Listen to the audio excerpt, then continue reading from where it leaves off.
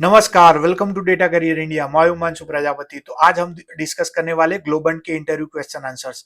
तो दोस्तों, ग्लोबंट बहुत अच्छी कंपनी है और ग्लोबंट का एक पॉजिटिव साइड मुझे ये भी लगा कि अगर आप उसका इंटरव्यू क्रैक कर देते हो और अगर आपको आपके प्रोजेक्ट अलाउ करता है तो बहुत हाई चांसेस है कि आपको वो रिमोट अपॉर्चुनिटी दे देते हैं। तो ग्लोबंट में मेरे टोटल 3 राउंड्स थे और आई थिंक ये तीनों राउंड्स जैसे कि मैंने बहुत सारे अलग अलग प्रोजेक्ट्स, आई थिंक 2 प्रोजेक्ट के लिए दिया था इंटरव्यू। 2 बार हुआ था मेरा और 2 प्रोजेक्ट्स के लिए था। तो ये सारे क्वेश्चन मैंने नोट डाउन किए थे और सारे में सारे हम इधर ही डिस्कस करने वाले। आई थिंक उसके और भी एडिशनल पार्ट में बनाने वाला हूँ। आई डोंट थिंक कि एक ही पार्ट में सारे क्वेश्चन कवर कर पाऊंगा। तो दोस्तों, उसमें जो फर्स्ट राउंड था वो एआई बेस्ड था। उसमें सिंपल ये रहता है कि वो कोई तो एक जो इंटरव्यूअर आता है, वो इंटरव्यूअर आपका ही सीवी कोई एआई टूल को अपलोड करता है, उसमें से क्वेश्चन वो आते हैं। तो वो क्वेश्चन आप जैसे ऑन स्क्रीन वो स्क्रीन शेयर करते हैं और उसमें ही आपको बता दिया जाता है कि एमसीक्यू बेस्ड रहता है। आई थिंक 15 क्वेश्चन रहते हैं, 15 या 20। उसमें से आपको 70% प्लस क्वालिफाई करना रहता है। अगर आपने वो 70 प्लस क्वेश्चन के आंसर सही दे दिए तो आप तुरंत नेक्स्ट राउंड के लिए क्वालिफाई हो जाओगे। और नेक्स्ट राउंड में भी सेम काइंड पैटर्न रहता है। एक आई थिंक एक वो एक आपका जो पहला जो 10 मिनट रहेगा, वो 10 मिनट आपको एमसीक्यू क्वेश्चंस रहेंगे। उसमें भी आपको आई थिंक 50 या 70% प्लस आपको पॉजिटिव वे में कवर करने रहते। अगर उसमें आपका नेगेटिव आंसर आए तो वो तुरंत आपको आई थिंक डोंट थिंक कि वो कंटिन्यू करेंगे आपका इंटरव्यू राउंड। तो उसमें उसके बाद जो 10 मिनट ये एमसीक्यू चला और एमसीक्यू सारे आपके रिज्यूमे से ही रहेंगे। वो इनका कुछ तो एआई इंटरनल चैटबॉट टाइप का ये लोगों ने टूल बनाया रहता है। तो आपको उसी हिसाब से वो लोग पूछते हैं। उसके बाद अगर आपने ये 1 घंटे का राउंड रहता है, 1 घंटे का अगर आपने क्रैक कर दिया, उसके बाद आप क्वालिफाई हो जाते हो तो आपको फेस टू फेस राउंड के लिए उनकी ग्लोबंट की नजदीक की जो भी ऑफिस है उसमें आपको बुलाते हैं। उसके बाद फाइनल एचआर डिस्कशन रहता है। तो चलिए, मेरा ये मुझे सबसे पहले तो ये जो टेक्निकल क्वेश्चंस थे हम सारे इधर डिस्कस करने वाले। और आई थिंक इसके और भी पार्ट्स बनेंगे क्योंकि आई डोंट थिंक कि सारे क्वेश्चंस मुझे एक ही वीडियो में मैं कवर कर पाऊंगा। नेक्स्ट क्वेश्चन था कि explain the big query architecture. तो बिग क्वेरी आर्किटेक्चर क्या रहता है? सिंपल ये रहता है कि बिग क्वेरी आर्किटेक्चर में ये टोटल 4 कंपोनेंट्स रहते हैं, जैसे ड्रेमल, कोलिसस, जुपिटर एंड बॉब। तो ये इसका क्या डिफरेंट काम है? जैसे ड्रेमल रहता है कि वो एग्जीक्यूट क्वेरीज को जो सीक्वल क्वेरी रहती है उसको पैरेलल प्रोसेस करने के लिए पैरेलल प्रोसेस करता है। कोलिसस का काम ये रहता है कि store the data in distributed storage system. Jupiter का काम है कि high speed network between compute and storage. और बॉक का काम है कि manage servers and resources internally. तो जैसे ही इसमें ये ड्रिमल को जैसे ये मैंने इधर मेंशन किया, राइट, कि जो जैसे भी आपका आप सीक्वल क्वेरी सबमिट करते हो तो ड्रिमल के पास जाता है और ड्रिमल जो क्वेरी रिसीव करता है उसके बाद वो स्प्लिट कर देता है कि स्मॉलर टास्क के अंदर। तो जैसे ही वो क्वेरी स्प्लिट हो जाती है वो क्वालिसस के पास, क्वालिसस क्या काम करता है कि प्रोवाइड द रिक्वायर्ड डेटा आपको प्रोवाइड कर दिया जाएगा क्वेरी को। और उसके बाद मल्टीपल वर्कर्स जो रहते हैं उसको पैरेलल प्रोसेस करेंगे।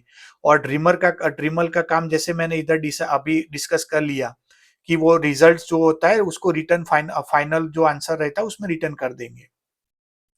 तो सिंपल उसका आर्किटेक्चर था और ये आर्किटेक्चर मुझे ओनली फॉर ग्लोबंट में नहीं, 2-3 और इंटरव्यू में भी पूछा गया था। उसके बाद अगला क्वेश्चन था कि what is time travel in BigQuery. तो बिग क्वेरी में ट्रैवल टाइम क्या रहता है? तो जैसे कि time travel in BigQuery allows that the query to restore table as exist as the previous point of the within that the configured retention period। तो जैसे ही कि कोई पुराना जो पर्टिकुलर टाइम एंड डेट का आपको रिकॉर्ड्स चाहिए उसी हिसाब से, तो वो आपको बैकअप काइंड ऑफ बैकअप है ही काम करता है। उसके बाद ये जैसे ही मैंने इधर मेंशन किया है कि time travel is enabled by default in BigQuery, we don't need to enable it when creating a table.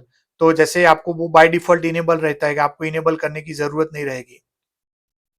और ये उसका जो मैंने इधर आपको समझाने के लिए सिंपल क्वेरी ऐड कर दिया है कि जैसे इधर आपको सिलेक्ट स्टार फ्रॉम और फॉर जो सिस्टम टाइम है उसमें आपको टाइम स्टैम्प जो ये फंक्शन है वो ऐड करके करंट टाइम स्टैम्प और इंटरवल जो भी चाहिए, जैसे अगर आपको 1 आवर पहले का टाइम चाहिए तो वो ऐड कर देना रहता है।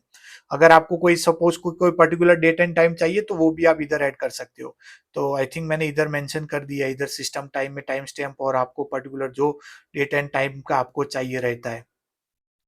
तो ये सिंपल उसमें ही अगला क्वेश्चन मुझे पूछा गया था कि right a time travel query, तो यही था जो अभी हमने डिस्कस किया। उसके बाद अगला क्वेश्चन था कि difference between qualify and having clause. तो क्वालिफाई क्लॉज क्या काम करता है और हैविंग क्लॉज क्या काम करता है, तो जैसे क्वालिफाई रहता है जो फिल्टर्स विंडो फंक्शंस रिजल्ट जो रहता है उसको फिल्टर करने के लिए काम आता है। जैसे क्वालिफाई जैसे row number, rank, lag, lead, ये जितने भी फंक्शंस है उसमें क्वालिफाई आप यूज कर सकते हो। बट वो अप्लाइड आफ्टर विंडो फंक्शन जो रहते हैं उसमें होता है, तो आपको क्या रहता है कि अगर आप क्वालिफाई यूज करते हो तो आपको सब क्वेरी लिखने की जरूरत नहीं रहती और आपकी क्वेरी मोर रीडेबल हो जाती है। और हैविंग का रहता है कि हैविंग क्लॉज रहता है जो एग्रीगेटेड जो रिजल्ट्स रहते हैं उसके लिए यूज किया जाता है, जैसे सम, काउंट, एवरेज, इसके लिए अप्लाइड आफ्टर ग्रुप बाय जब क्लॉज आप यूज करते हो उसके बाद किया जाता है। नेक्स्ट क्वेश्चन था कि सीक्वल एग्जीक्यूशन ऑर्डर, मुझे जो सीक्वल का जो एग्जीक्यूशन ऑर्डर मुझे बोला कि आप बता दो। तो मैंने जैसे इधर मेंशन किया हुआ है कि जब सबसे पहले फ्रॉम क्लॉज एग्जीक्यूट होता है, वो डेटाबेस में जाएगा, सबसे पहले टेबल को हिट करेगा। तो फ्रॉम क्लॉज आपका टेबल हिट करके आपका जो टेबल रहेगा वो लेके आएगा, और टेबल का जो डेटा जैसे ही टेबल आता है उसके ऊपर उसके बाद जॉइंस अगर आपने ऐड किया है तो joins, where, group by, having, window functions, qualify अगर बी क्वेरी में आप यूज करते हो। आई डोंट थिंक कि क्वालिफाई आई थिंक सीक्वल में आप जैसे माई सीक्वल में आप यूज कर पाओगे, बट बी क्वेरी में तो होता है, बट मुझे अगेन चेक करना पड़ेगा। बट क्वालिफाई ऐसा नहीं कि हर जगह आप यूज कर पाओगे। उसके बाद जैसे select, distinct, order by, limit, ये सब जैसे ये सारे क्लॉज है उसका एग्जीक्यूशन ऑर्डर है। देख लेना, ये एक अच्छा थोड़ा ट्विकी काइंड ऑफ है, तो पूछ लेते हैं कभी कभी। उसके बाद अगला क्वेश्चन था कि what is partitioning in big query.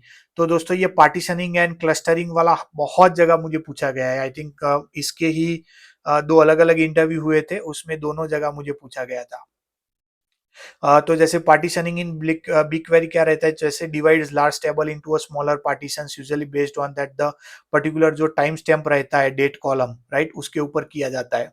When a query filters on that the partition column, BigQuery scans only that the relevant partition, so उसका जो परफॉर्मेंस एंड जो क्वेरी कॉस्ट रहता है वो रिड्यूस हो जाएगा और परफॉर्मेंस इंप्रूव हो जाता है। उसके बाद अगला क्वेश्चन था कि what is a partition pruning. तो दोस्तों पार्टीशन प्रूनिंग क्या है, तो पार्टीशन प्रूनिंग कुछ नहीं, जैसे इधर मैंने मेंशन किया कि partition pruning is a process when BigQuery scans only that the required partitions based on that the particular like partition filter instead of scanning that the entire table, improves that the performance and the reduces cost। तो जैसे कि आप अगर entire जो आप अगर data रहता है उसमें जो भी पर्टिकुलर आपको डेटा चाहिए होता है उसको ही ये हिट करेगा, पर्टिकुलर उसको ही फिल्टर एडिशनल फिल्टर्स का यूज करके ये आपको रिजल्ट स्कैन करेगा। तो एक परफॉर्मेंस इंप्रूवमेंट के लिए यूज किया जाता है। उसके बाद है types of partitioning in BigQuery. तो जैसे पार्टीशन बिग क्वेरी में आप कौन से तो जैसे मेजोरिटी ऑफ थ्री टाइप्स रहते हैं। जैसे टाइम यूनिट कॉलम, जैसे कि टाइम एंड यूनिट कॉलम के टाइम पार्टीशनिंग किया जाता है, जैसे date timestamp, date time, जैसे कि ऑर्डर डेट एग्जाम्पल अगर देखे तो कोई सेल्स टेबल है। उसके बाद है कि इंजेक्शन टाइम जो रहता है उसके बेस पे पार्टीशन, जैसे कि particular partition based on when that the data is loaded into a big query और टेबल। उसके बाद रहता है इंटीजर रेंज पार्टीशनिंग, जैसे कि partition based on that the integer column, जैसे कस्टमर आईडी, प्रोडक्ट आईडी, तो उसके बेस पे ये किया जाता है। तो ये थ्री टाइप्स है, time unit column and injection time and integer range partitioning. उसके बाद अगला क्वेश्चन था कि a query that write a query that norm like query take normally like अगर 2 मिनट्स अगर क्वेरी टाइम अगर यूजुअली एग्जीक्यूट होने में टाइम ले रही है और सडनली अगर वो 5 मिनट लेते हैं, राइट, तो वो आप उसको कैसे एग्जीक्यूट करेंगे। तो एक हाइपोथेटिकल और सिनारियो बेस्ड क्वेश्चन था कि तो उसको आप कैसे उसका, जैसे कि कोई नॉर्मली 2 मिनट्स में क्वेरी एग्जीक्यूट होती है और सडनली वो 5 मिनट में एग्जीक्यूट होने लगे या उसका टाइम वो ज्यादा लेने लगे, तो आप उसको रूट कॉज को आप कैसे ट्रबल शूट करोगे। तो जैसे सबसे पहले हमको देखना रहता है कि वॉल्यूम, उसका डेटा का वॉल्यूम कैसे इंक्रीज हुआ है कि नहीं हुआ है। उसके बाद रहता है कि आई verify that the partitioning pruning is working, review that the execution details, identify that the slow stages, check that the expensive joins and that the compare recent changes in that the query or table. तो जो भी recent changes query and table में हुआ होगा, अगर assumption है तो हमको चेक करना रहेगा, and this helps me to identify root causes and optimise the query. तो सिंपल ये एक हाइपोथेटिकल क्वेश्चन था, तो उसका आंसर भी काइंड ऑफ सेम रहेगा। और अगला क्वेश्चन था कि what is that the explain plan functionality in BigQuery. तो एक एक्सप्लेन का प्लान फंक्शनैलिटी क्या रहता है, तो like it shows that the how query is executed, include that the execution stage, data scan, time taken and सफल operations. तो जैसे आपको कोई अगर पार्ट को कोई डिबग करना है तो उसके लिए एक्सप्लेन प्लान का आप यूज कर पाओगे। So जैसे कि it identifies that the bottlenecks and optimize that the query performance। उसके बाद नेक्स्ट क्वेश्चन था कि explain that the cloud composer architecture. तो जैसे क्लाउड कंपोजर क्या है, कि जैसे एयरफ्लो रहता है उसका आर्किटेक्चर सिंपली मुझे पूछा गया था कि एयरफ्लो के में टोटल ये 5 कंपोनेंट है, जैसे डेक, शेड्यूलर, वर्कर, जैसे workflow, UI and metadata database. तो जैसे डेक का काम क्या रहता है कि define that the workflow, scheduler का काम रहता है decides the when task should be run, तो उसमें आप टास्क कौन से टाइम पे और कब वो रन होगा उसमें आप डिफाइन कर पाओगे। वर्कर नोड का काम रहेगा कि एग्जीक्यूट दैट द टास्क, जो पर्टिकुलर टास्क रहता है उसको एग्जीक्यूट करना। एयरफ्लो यूआई जो रहता है उसमें आप मॉनिटर पाइपलाइंस एंड लॉग्स, तो मॉनिटरिंग के पर्पस के लिए आप कर सकते हो। मेटा डेटा जो डेटाबेस है उसमें आप डेग्स एंड टास्क तक का जो स्टेटस है वो आप उसमें चेक कर जो स्टोरिंग एंड उसका कर सकते हो, स्टेटस चेक कर पाओगे। तो वो जो मेटा डेटा रहता है उसको स्टोर करने के लिए यूज किया जाता है। और पूरा ये जो है वो manage by Apache airflow service के किया जाता है। तो जैसे it contains that the scheduler that the schedule डेग, worker that execute task, and airflow UI for monitoring and metadata database that store workflow states. Also it orchestrates service like GCS, Dataproc, Dataflow and BigQuery।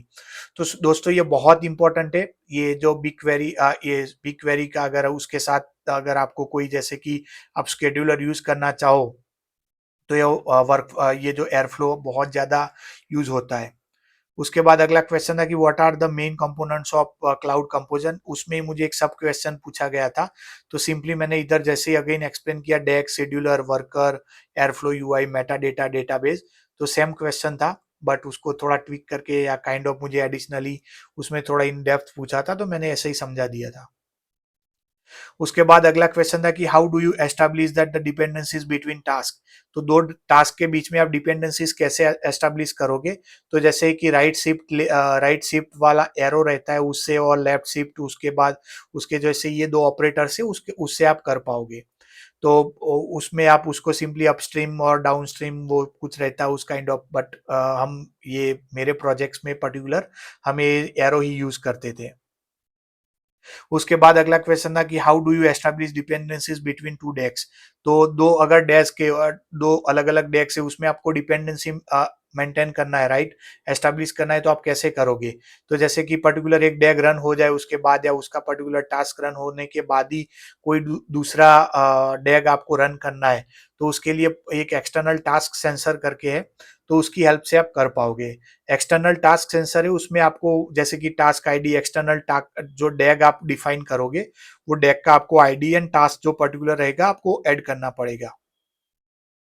और उसके बाद ये जो आपने अभी right shift वाला operator है उसकी हेल्प से आप कर पाओगे। उसके बाद अगला क्वेश्चन पूछा गया था कि how do you schedule डैग at every 5 minutes, right, वो एवरी 5 मिनट्स पे अगर आपको रन करना है तो आप कैसे कर पाओगे। तो एवरी 5 मिनट्स पे आपको रन करने के लिए उसमें डैग के अंदर जैसे शेड्यूल इंटरवल करके एक रहता है, तो ये पूरा क्रॉन है, तो ये आप क्रॉन का पैटर्न कैसा है कि कैसे काम करता है। तो जैसे 5 रहता है 5 टाइम, राइट, तो उसमें स्टार में आपको डिफाइन करना रहता है।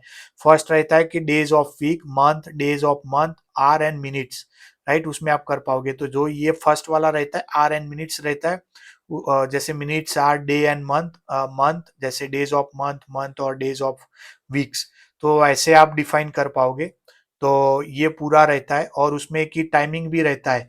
कभी कभी जैसे ये मुझे सिंपली इतना ही पूछा था, बट सपोज इंटरव्यूअर आपको पूछ ले कि ये कौन से टाइम पे रन होगा, राइट, तो एक रहता है यूटीसी, और आपको पर्टिकुलर कोई टाइम जोन पे रन करना है, तो उसके लिए ये रहता है पेंडुलियम करके रहता है, पेंडुलियम आपको इंपोर्ट करना पड़ेगा।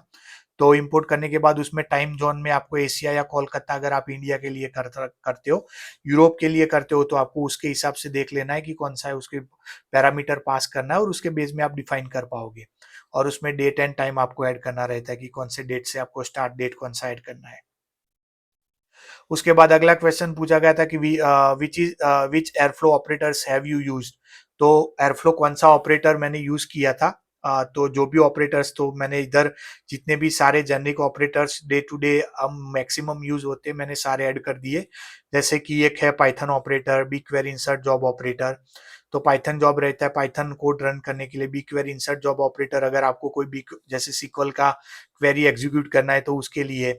एक रहता है GCS to BigQuery operator, जो जैसे कि अगर आपको कोई जीसीएस बकेट में आपका डेटा अपलोडेड है, अगर आपको उसको बी क्वेरी में लोड करना है, तो आप GCS to BigQuery operator का यूज कर पाओगे। Dataproc submit job operator जो रहता है कि जैसे submit PySpark job on that the Dataproc, तो उसमें आप कर पाओगे। बैश ऑपरेटर रहता है, तो उसको रन कमांड जैसे सेल या लिनक्स के जो कमांड्स रहते हैं उसको रन करने के लिए यूज किया जाता है।